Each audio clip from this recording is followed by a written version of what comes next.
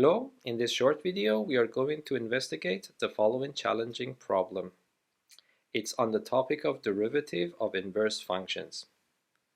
Let f be an invertible function such that f of 0 equals 3 and f prime of x is equal to sine of x plus 1 squared.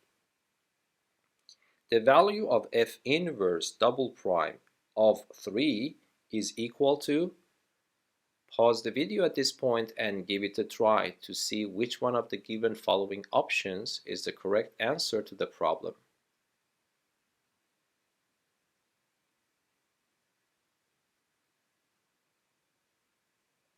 Okay, here we have an invertible function f. We know that the derivative of the function follows this rule. We also know that f at 0 is 3. We want to calculate the second derivative of the inverse function f inverse at 3. Okay, because this is related to the derivative of an inverse function, hopefully from the calculus course you would remember that the relevant formula for solving the problem is the formula for the derivative of the inverse function. F inverse prime calculated at x is equal to 1 over f prime calculated at f inverse of x. So this is the formula that hopefully you have seen in your calculus course regarding the derivative of the inverse function. But of course this is the first derivative. Here we want the second derivative, so this motivates us to differentiate both sides of this relation one more time.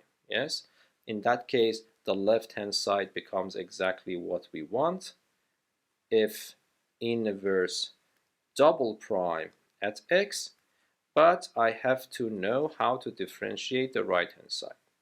This is first of all a quotient, so I will apply the quotient rule. The quotient rule is the derivative of the numerator, which is 0, multiplied by the denominator itself, which becomes 0, minus the numerator itself, which is 1, multiplied by the derivative of the denominator.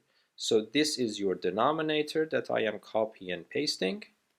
Yes, I have to take the derivative of the denominator multiplied by the numerator, which in this case is 1, and divide everything by the denominator squared. So now I'm copy and pasting the denominator. Now I square it. There is nothing I can do about the denominator, but the numerator I have to differentiate it once more. So look at this combination. This is f prime, the derivative function. This is f inverse, the inverse function. So this is f prime after f inverse. So this is the composition of the derivative function and the inverse function, and then I am interested in differentiating this. This is exactly what we expect from the chain rule. Yes? So this becomes equal to, if I use the chain rule, minus, for the time being I copy and paste the denominator, so f prime of f inverse of x totally squared, but this becomes the derivative of the outer function. The outer function is f prime. I take another derivative of it. It becomes f double prime calculated at the inner function multiplied by the derivative of the inner function.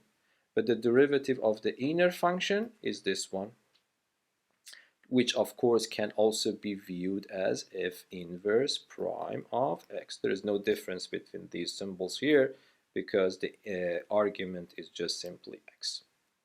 But what is the point? The point is that this expression is exactly this one, so I can replace it with this. So let me continue. So it becomes minus, let me put this fraction line, let me copy and paste the denominator, and I copy and paste the first part of the numerator, but instead of the second part I use this expression again, which becomes 1 over f prime of f inverse of x. But if you see, this expression is exactly equal to this expression, so when it goes to the denominator, this becomes power 3. So finally what I got is this: f inverse double prime at x is equal to minus f double prime f inverse of x divided by f prime f inverse of x to power 3. This is the second derivative. Now the question mark is the second derivative of the f inverse calculated at 3. So this motivates me to replace this x with 3. Then of course I have to replace this x and that x with 3 as well. So let us do that.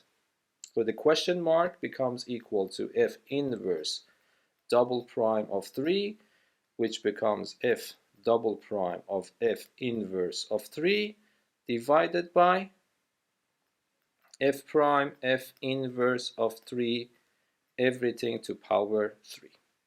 But what is f minus 1, 3? That is where this information becomes useful. So from here, I can immediately conclude that f inverse of 3 is indeed 0. If the function is invertible, that is the case. So it means that instead of this, I can put 0. Instead of this, I can put 0. It becomes much simpler. So this becomes f double prime of 0 divided by f prime of 0 to power 3. So to finalize the problem, I have to calculate f prime of 3. I have to calculate f double prime of 3. But calculating f prime of 3 is very simple because f prime of x is given. So if I want to calculate f prime of 0, it is just enough to go here and replace x with 0. So if I replace x with 0, this becomes sine of 1. So it becomes sine of 1 squared. Yes, so it becomes sine of 1 squared.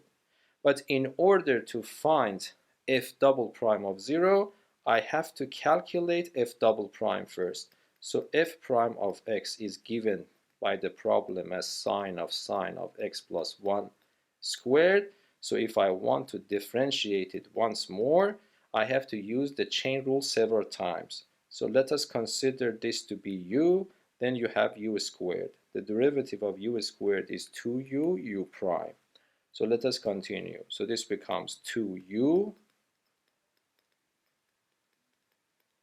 multiplied by u prime. Yes? Okay, but again I have to use the chain rule. But this time I will give the role of u to this expression. It becomes sine of u. But the derivative of sine of u is cosine of u multiplied by u prime. So this becomes equal to 2 sine of x plus 1. Then the other one becomes cosine of x plus 1. But multiplied by the derivative of sine of x plus 1, which becomes cosine of x plus 1. And times the derivative of x plus 1, which of course is 1. Okay, so now that everything is ready, so if you don't mind, let me open up a little bit of a space here and then calculate f double prime of 0 here. What is f double prime? This is my f double prime. I replace every x with 0. So this becomes 2 sine of 1, 2 sine of 1. The other one becomes cosine of 1. And the other one becomes cosine of 1. So that is the product of 3 factors: 2 sine 1, cosine 1, and cosine 1. So that is f double prime of 0. So instead of f double prime of 0, I put this expression. And instead of f prime of 0, I put this expression and then simplify. Because there is no space here left, I will pause the recording. I move the information to the other page and then we continue. Okay, so now this becomes equal to, instead of f double prime of 0, I put 2 sine of 1, cosine of 1, cosine of 1 divided by f prime of 0 to power 3. So here I have a power of 2. When I raise it to power 3, so it becomes sine of 1 to power 6.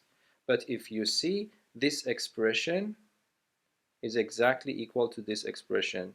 So this one and one of these are cancelled. Oh, I have made a mistake. There is a minus sign here. So if I can show you here, yeah, even here I have forgotten this minus sign. Sorry, this minus sign should also be here, should also be here. Okay, so now this becomes minus. Okay, so one of them will cancel with one of them, so 5 of them is left, and then we are the minus 2. This is the answer, minus 2 cosine sine of 1 cosine of 1 divided by sine of 1, but to power 5. Okay, which, as you see, is option number B. I hope that this video was useful for you. Until the next video, be safe and goodbye. Thank you.